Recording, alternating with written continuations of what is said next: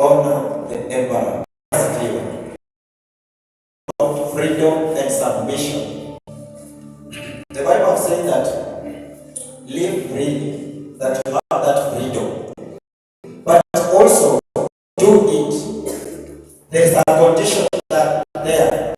In this freedom that the Bible is talking about, it is also giving a condition. It is giving a condition in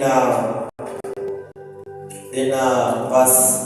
It is giving a condition in it was verse.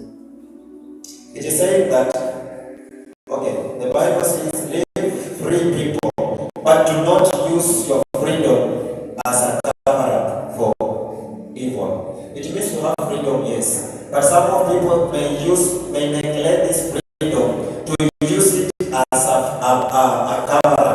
You just do evil things, but you do evil things, but because you have freedom now, you cover up with that freedom. But the Bible says also about submission, that you have to submit. For example, in this church, we have the leadership of this church. That is now the emperors and the governors that the Bible is saying. So if you don't submit to those leaders, if you don't submit to the leadership of the union, and you are a believer, you are in this union, but you are not submitting to it, one as a few. You don't respect it, you don't hear it, you don't obey it. Which hope do you have? Do you want to have? One as a few. It means a requirement for you also to have hope in Jesus Christ. You also submit to the authority that is leading you. One as a few. It doesn't matter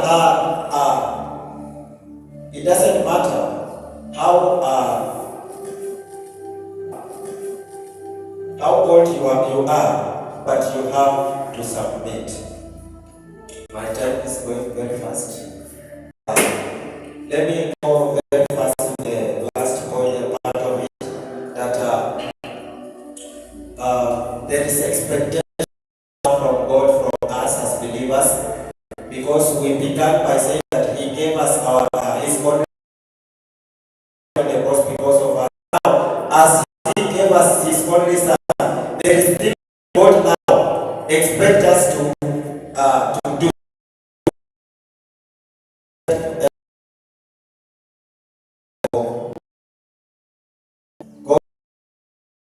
From believers for living hope. Number one, I may not read all the verses because of the time.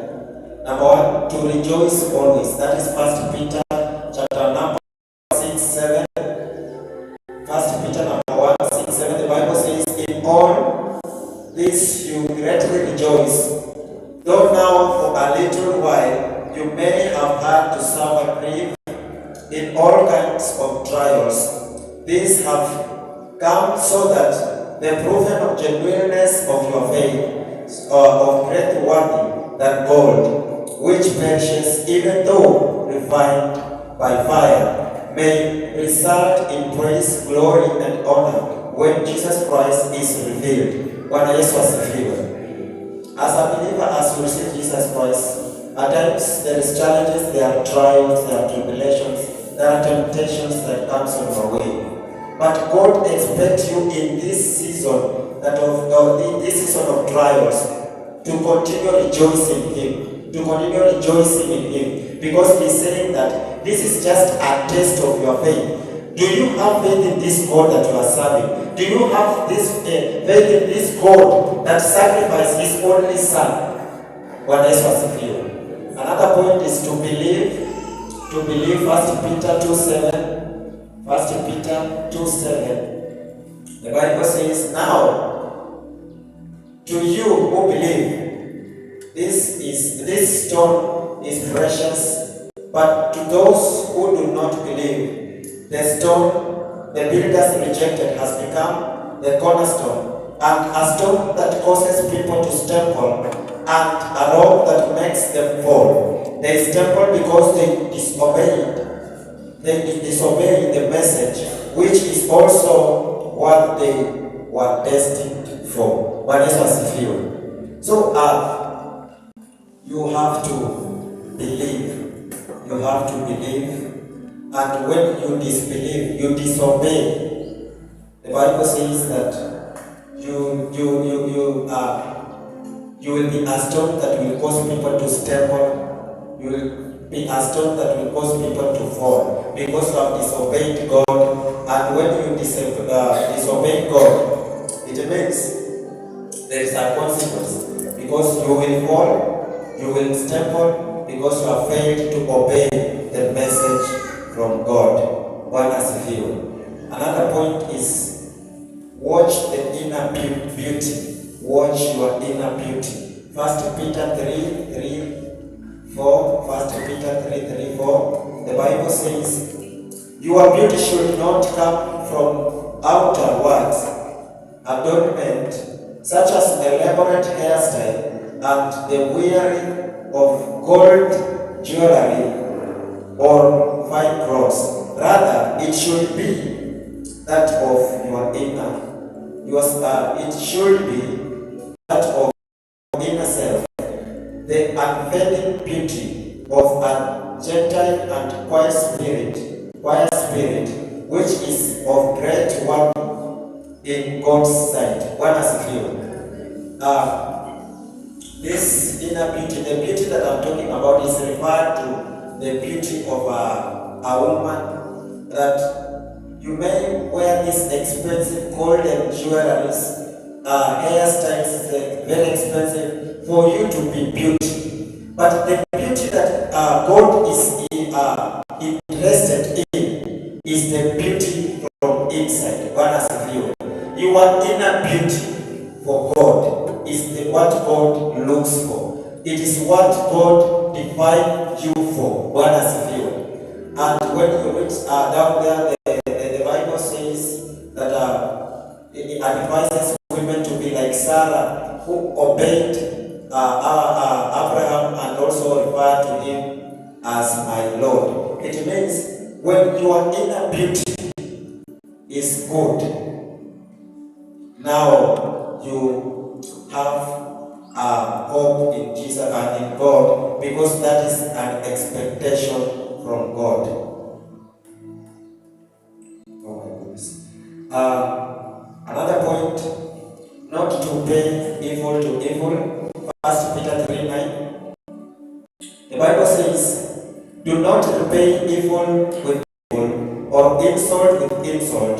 On the contrary, repay evil with blessing, because to this you were called, so that you may inherit a blessing. Many of us, we always pay evil to evil. When someone does something wrong to us, we always repay with another bad thing. But the Bible has to encourage us now that it is an expectation from God that because He had mercy for us being sinful, but He had mercy for us to give us His only Son that died for us. Therefore, also us, when somebody wrongs us, we also have to repay by a blessing, because we were born for a blessing. And also another point is to be righteous. That is 1 Peter 3:10-14. The Bible says, for whoever would love life and see good days must keep their tongue from evil and their lips from deceitful speech. They must turn from evil and do good. They must seek peace and pursue it. For the eyes of the Lord are on the righteous, and His eyes and His ears are attentive to their prayers. But the face of the Lord is against who do evil.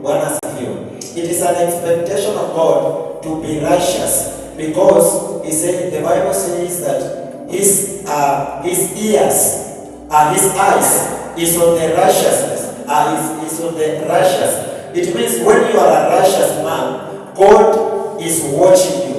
God's eyes are on you. But when you are when you are unrighteous, the Bible says that God, the face of God is against you. Like, assume that now I'm God. Then I decide to face the other side. So when I face you this side, it means when you are unrighteous, God's face, it is